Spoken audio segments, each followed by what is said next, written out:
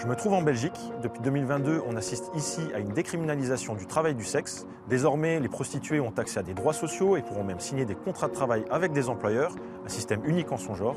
Et cette maison derrière moi, qui paraît tout à fait normale, est en fait un salon de massage qui propose des services sexuels. Depuis des années, ces lieux étaient tolérés mais pas légalement autorisés. Alors qu'est-ce que ça veut dire pour les personnes directement concernées? C'est ce qu'on va voir dans Witness. We hebben daar totaal geen problemen bij, dus hier is alles wettelijk. Zoals in de wet beschreven die er nu aankomt. Pour moi, ce ne sera jamais un travail comme un autre. Ça doit être un travail qui nous offre les mêmes droits qu'un autre. Les souhaits exprimés par la majorité des personnes prostituées par ailleurs, c'est des sorteurs de la prostitution.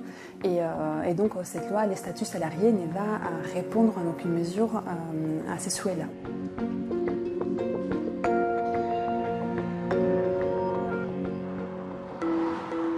À 1 heure à l'est de Bruxelles, on peut trouver des rendez-vous hôtels, des bars et d'autres établissements qui proposent des services sexuels. Je me rends dans un salon de massage tenu par un couple, Chris et Alexandra. En Belgique, proposer ou acheter des services sexuels est autorisé depuis longtemps, mais ce genre de lieu opérait jusqu'ici dans un flou juridique avec des travailleuses du sexe au noir ou employées comme coiffeuses ou masseuses. Alexandra, ancienne aide-soignante en soins palliatifs, a décidé il y a 20 ans de se lancer dans le massage érotique avec comme objectif d'ouvrir un salon. Pour elle, il est important de savoir que désormais, son activité sera considérée comme légale. Ik denk wel dat het taboe meer doorbroken is als 30, 40 jaar geleden. Dat sowieso. Daar ben ik 100% zeker van. De werkwijze gaat eigenlijk op zich niet veranderen. Het is eigenlijk wel heel goed dat we weten hoe het eigenlijk ook wel wettelijk mag. Want er was toch altijd een vraagteken van, zijn we goed bezig of zijn we dan al niet goed bezig? Avant cette nouvelle loi, la situation était un casse-tête pour les autorités. Car sans cadre juridique, impossible de réguler et de contrôler le secteur. L'objectif de ce texte est donc de fixer des règles claires en créant un droit du travail adapté aux prostituées, leur permettant de signer un contrat de travail ou d'exercer comme auto-entrepreneuse et d'accéder ainsi aux mêmes droits sociaux et protections que les autres travailleurs. De même, la loi crée un statut d'employeur, une décriminalisation de certaines formes de proxénétisme avec pour objectif, selon les autorités, mieux lutter contre les abus. Et sur ce point, Chris, le mari d'Alexandra, assure qu'ils sont déjà dans les clous. We hebben daar totaal geen problemen bij, dus hier is alles wettelijk. Zoals in de wet beschreven die er nu aankomt. De dames moeten zelf kunnen kiezen welke klant dat ze doen, dat is hier al het geval. Elke dame kiest hier zelf, kijk, die klant wil ik doen of die klant wil ik niet doen of die weiger ik. We hebben op elke kamer ook al noodknoppen staan, dat hebben we al 3 jaar denk ik voorzien. Ja, we komen al aan heel veel punten die door de wet zijn opgesteld en voorgelegd voor zulke zaken open te kunnen doen of houden. Toutes les travailleuses du sexe n'exercent pas dans des salons. Certaines travaillent sur Internet, dans la rue, à domicile en indépendante, et même si toutes ne voudront pas des contrats, elles sont toutes concernées par cette loi qui encadre et régule le secteur et le reconnaît comme faisant partie de la société. Dans les environs de Liège, je rencontre Manon, travailleuse du sexe depuis ses 19 ans. Pour notre interview, elle préfère rester anonyme, preuve que les prostituées sont encore extrêmement stigmatisées et victimes de nombreuses discriminations, notamment au niveau du logement, des banques et des soins médicaux. Manon a déjà été salariée dans des bars, hors de tout cadre juridique. Elle soutient la nouvelle loi, mais n'envisage pas de profiter de ces nouveaux contrats. Pour moi, ce ne sera jamais un travail comme un autre. Ça doit être un travail qui nous offre les mêmes droits qu'un autre. Par contre, un travail comme un autre, bien sûr que non. Il ne faut pas oublier que notre boulot, ça reste du sexe et que non, c'est pas un boulot comme un autre. Quand j'ai lu ce que disait la nouvelle loi, j'ai pas eu l'impression qu'il y avait eu de changement.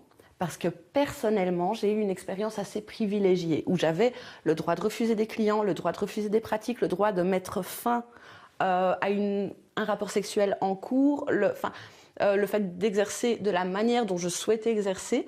Donc, ma petite expérience dans les bars, j'en ai fait 3 ou 4, avait toujours été très positive. Donc mon premier regard a été vraiment, mais à quoi va servir cette loi?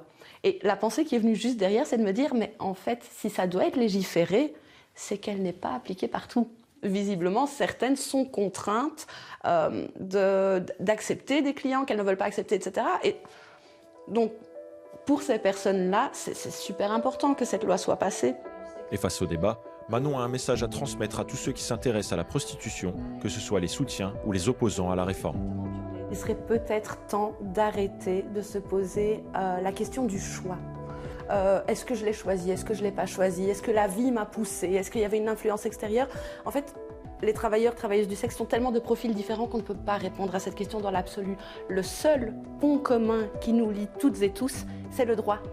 Et que ce soit les abolitionnistes ou les alliés, en fait, il serait peut-être temps de se pencher sur la question des droits et de nous aider à en gagner.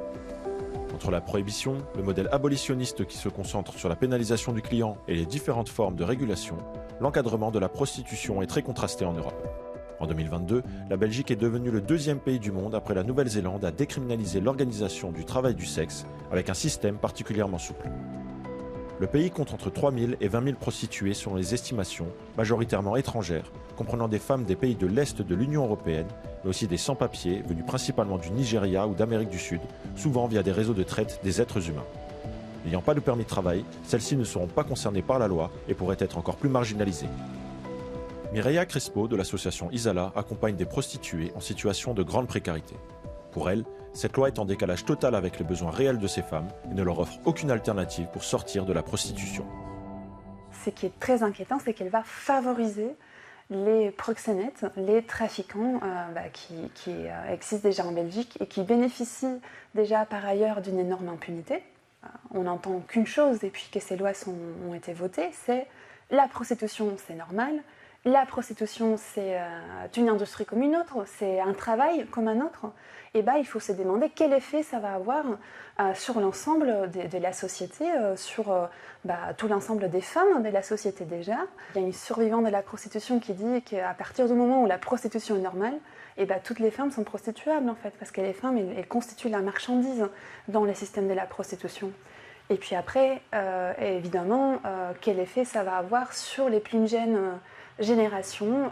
On sait que la prostitution des mineurs explose en Belgique comme partout en Europe. On sait que la prostitution étudiante aussi est en train d'augmenter. Et donc ces lois, pour nous, ça va avoir l'effet de renforcer cette augmentation en termes des personnes prostituées.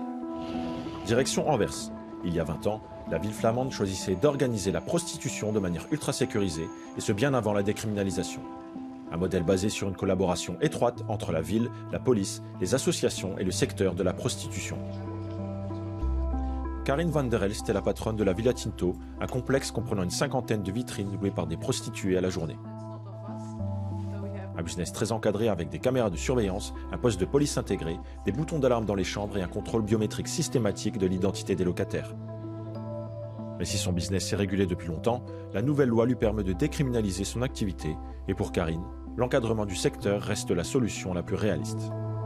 It exists, and if you don't do it in the open, then it will exist underground, and I think then more negative people, or let's say mafiosa people, will go and work in it, and I think then that's much more worse situation for the sex workers.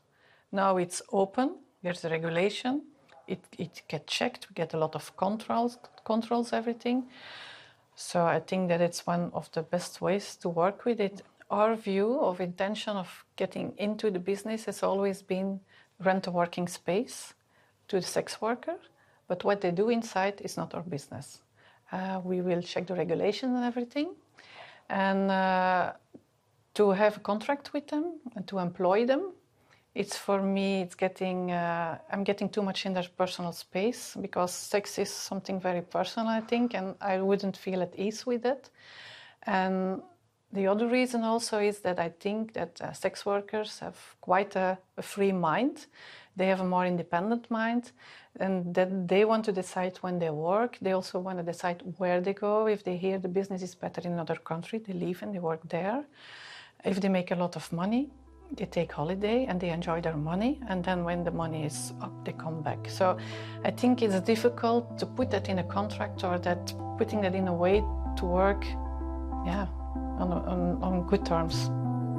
Il reste donc beaucoup d'interrogations autour de la nouvelle loi. Selon les experts, il faudra attendre plusieurs années avant de pouvoir en estimer les effets sur les conditions de vie des travailleuses du sexe, comme sur la traite et le proxénétisme.